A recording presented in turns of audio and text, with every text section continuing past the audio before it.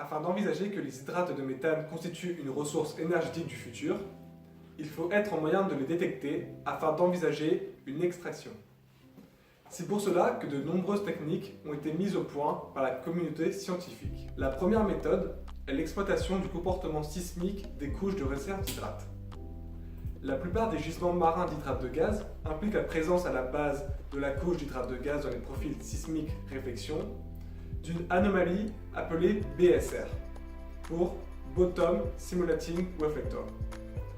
Cette zone de réflexion intense correspond à la limite de stabilité des hydrates de gaz que l'on retrouve dans le diagramme de phase ici présent. Les BSR marquent la limite entre la vitesse élevée des ondes sonores dans le complexe hydrate de gaz sédiment au-dessus et la vitesse réduite dans les sédiments sous-jacents riches en gaz.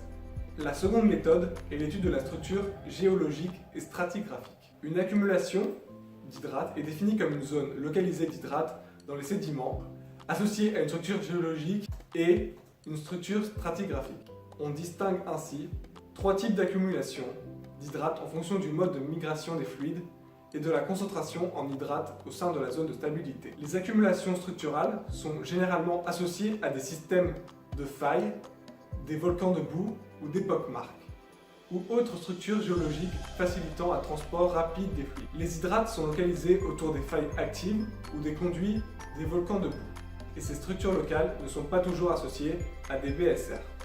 Les accumulations stratigraphiques sont généralement associées à des environnements caractérisés par des processus d'advection faibles. Ces accumulations ont été détectées dans des strates relativement perméables de la fosse de Nankai, par exemple.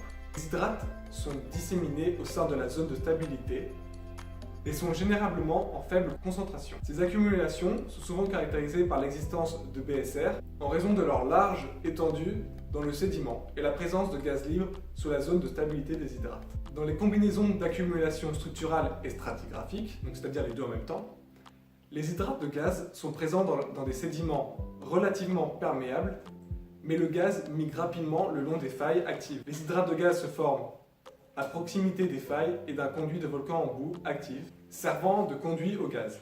La loi de Darcy est également utilisée pour détecter la formation d'hydrates de méthane, car le taux de formation est déterminé par le taux de migration de fluide dans les sédiments marins. Les sédiments grossiers favorisent la formation d'hydrates de méthane parce qu'ils ont des valeurs de porosité plus élevées. Cela affecte la valeur de K dans la formule, qui est la constante de conductivité hydraulique. Les chemins d'écoulement que le méthane prend à sa source à un dépôt d'hydrates peuvent être déterminés par des études approfondies et une application minutieuse de la loi de Darcy. Les gisements d'hydrates peuvent être alors localisés en découvrant les lits de sédiments marins dont les valeurs de Q, le débit, sont élevées et qui correspondent à la conductivité et à la perméabilité élevée des sédiments déterminés par la loi de Darcy.